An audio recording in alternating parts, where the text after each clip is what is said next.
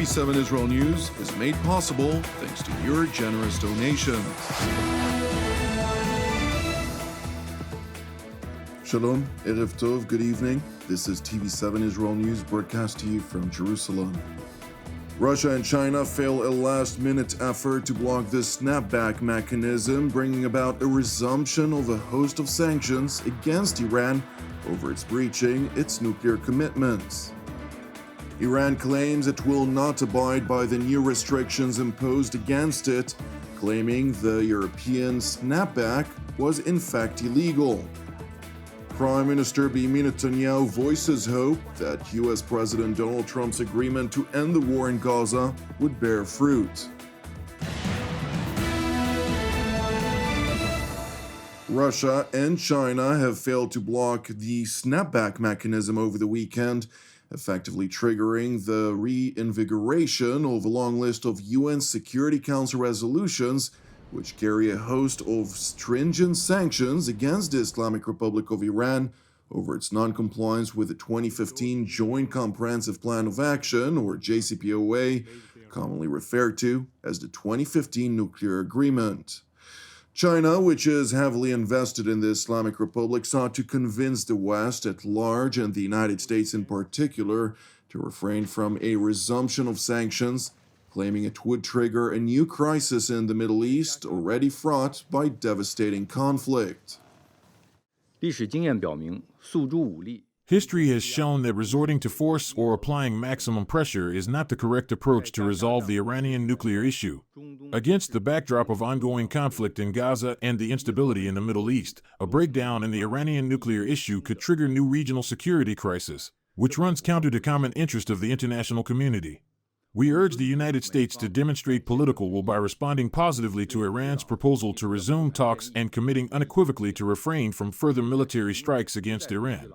We urge the E3 to engage in good faith in diplomatic efforts and abandon its approach of pushing for sanctions and coercive pressure against Iran. The Chinese and Russian appeal to the United States, Britain, and France in particular received an unequivocal response of unwavering resolve, underscoring the baseless claims by both Beijing and Moscow as Iran continues to engage in a dangerous two-faced approach, claiming, on the one hand, adherence to international law and peaceful conduct, while in tandem, wreaking havoc throughout the Middle East, pursuing enrichment levels well beyond civilian use, and developing ballistic missiles technology capable of carrying nuclear payloads.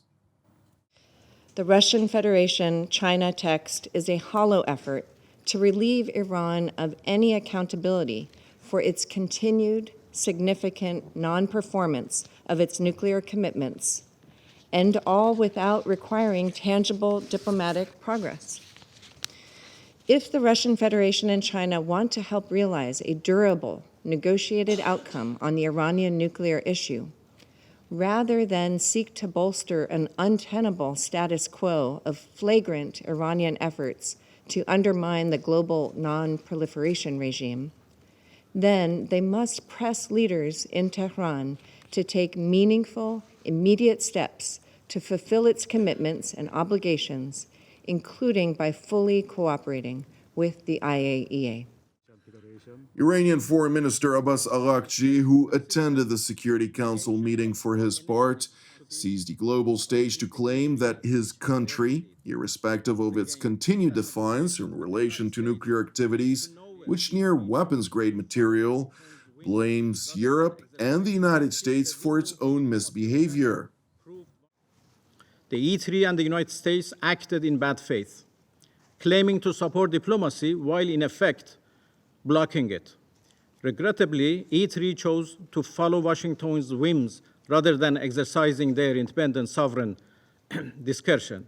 The United States' persistent negation of all initiatives to keep the window for diplomacy open proved once again that negotiations with the United States lead to nowhere other than dead end. The Ayatollah regime's top diplomat, who displayed outright frustration over failing to so-called drag his country's diplomatic feet while rushing toward nuclear weapons capabilities, went on to blame the West at large and the United States in particular for Tehran's failure to achieve a deal. We have, unfortunately, a terrible experience of negotiating with the United States. We negotiated once in 2015, and we made a good deal. We made a deal that the whole world celebrated as an achievement of diplomacy, but what happened? Only after 1 year, the United States withdrew and reimposed its sanctions. Again this year, we were asked to negotiate and we accepted. What happened? Right in the middle of negotiations, the United States decided to attack us. Israel attacked and US joined. So we have no reason to trust Americans when it comes to negotiation. So what His Eminence, the Supreme Leader, said is absolutely correct, that negotiation with the United States is in fact a pure dead end. Meanwhile, on Saturday, German Foreign Minister Johann Wedeful addressed the United Nations General Assembly, stressing that diplomacy remains the best tool for Tehran to reach an agreement that would effectively end the accumulated sanctions regime against the Islamic Republic of Iran. Excellencies, Iran has created and armed a network of malign proxy forces destabilizing the region. In addition, it has for many years been engaged in a nuclear program which goes far beyond any plausible civilian use. For us, it is imperative. Iran must never acquire a nuclear weapon.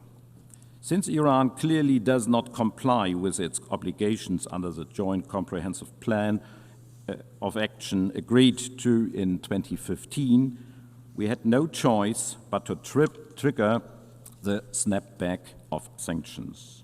Following a clear vote by the Security Council yesterday, sanctions will be effective later today.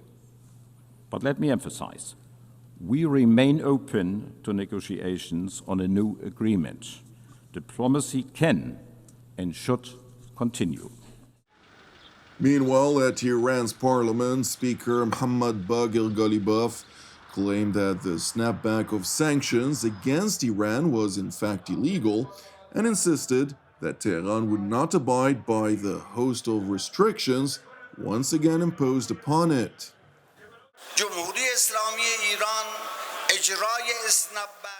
The Islamic Republic of Iran considers the implementation of the snapback mechanism and the reinstatement of sanctions resolutions to be illegal. Considering that Russia and China, as two permanent members of the Security Council, have explicitly stated this in official statements and public positions, no country is obligated to comply with them. Iran also does not consider itself bound to adhere to these illegal resolutions, including the suspension of uranium enrichment, and we believe that our right to enrichment is still recognized under international law today. The Iranian parliament speaker continued by threatening any country that would abide by the multiple UN Security Council resolutions that have been reinstated against Iran. We declare that if any country attempts to take action against Iran based on these illegal resolutions, it will face a reciprocal and serious response from Iran. And the 3 European countries that initiated this illegal action will also witness our reaction. Ghalibaf went on to claim that the fact that Israel hasn't launched yet another round of strikes against Iran's nuclear installations emanated out of fear in Jerusalem. As for the Israelis, if they have not attacked us until today, it is not because the snapback was not activated, but simply because they have realized that another attack on Iran would lead to a worse defeat than the previous war. Somewhat ironically, the remarks by the Iranian parliament speaker came after President Masoud Pezeshkian voiced deep concern over prospects of yet another cycle of violence between his country and Israel, which would highly likely destabilize the Ayatollah regime to a point of no return.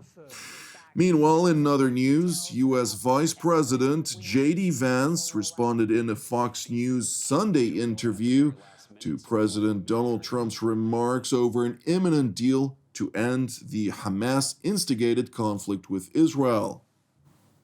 These things can get derailed at the very last minute, so while I remain very hopeful, I am cautiously hopeful. I'm going to let the diplomats continue to work on this, but our principle here is very simple. We want all the hostages to come home. We want Hamas to no longer be a terror threat to the state of Israel.